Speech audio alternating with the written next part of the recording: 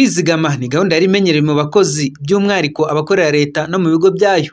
Gusa kuri ubu leta ikaba yaratangiye gahunda yo gushishikariza buri wese kwizigama by'umwihariko abakiri bato kugira ngo bizabarinde gusaza basabiriza. Akaba ari no muri urwo rwego umuryango nyarwanda w'abari mu kiruhuko cy'izabukuru n'abakomeje gushishikariza abakiri bato kwizigama kugira ngo bizabarinde kuzandavura ubwo bazaba nabo bageze mu zabukuru, nk'uko bisobanurwa na Kayitegeye Atanazi, umwe mu bayobozi b'uyu muryango.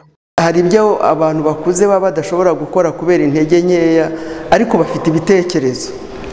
Bagiye rero hamwe n'urubyiruko, umwe afite imbaraga z'umubiri, undi afite experience mu buzima, ashobora gutanga inama ku bibazo bitandukanye, tukumva ndetse tukabona byakubaka umuryango nyarwanda.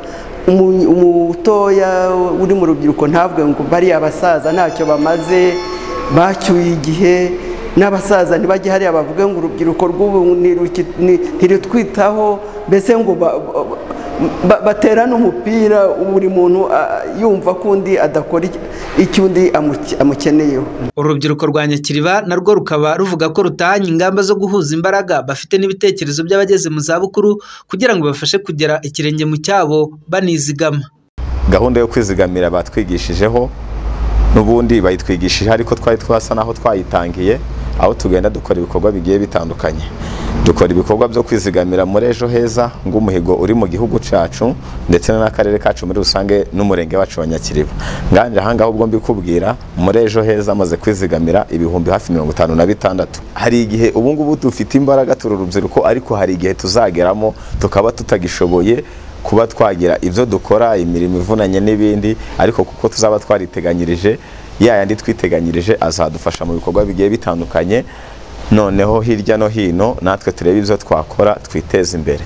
Biranshimishije cyane kuba nk'abariya ababyeyi bacu bariya bahawe pansiyo batagifite akazi, ko badutekerejeho nk'urubyiruko bakazana kiriya gitekerezo. Mu by'ukuri kiriya gitekerezo ni ikintu gifite akamaro kuri twebwe nk'urubyiruko. Umunyamabanga nshingwabikorwa w'umurenge wa Nyakiriba Tuyishime Jean Bosco nawe yashimangiye ko kwicarana n'abakuru ari inzira nziza mu gutoza no gutanga inama nziza ku rubyiruko. Urubyiruko rero rurizigama, yewe n'uyu mwaka w'imihigo tumaze kugira miliyoni zirenga 7, kandi muri izo miliyoni 7 harimo n'ay'urubyiruko. Urubyiruko rurabyumva, nubwo tutaragera ku kigero dushaka, ariko dukomeje ubukangurambaga kugira ngo urubyiruko narwo rumenye ko akabando k'iminsi gacibwa kare kakabikwa kure.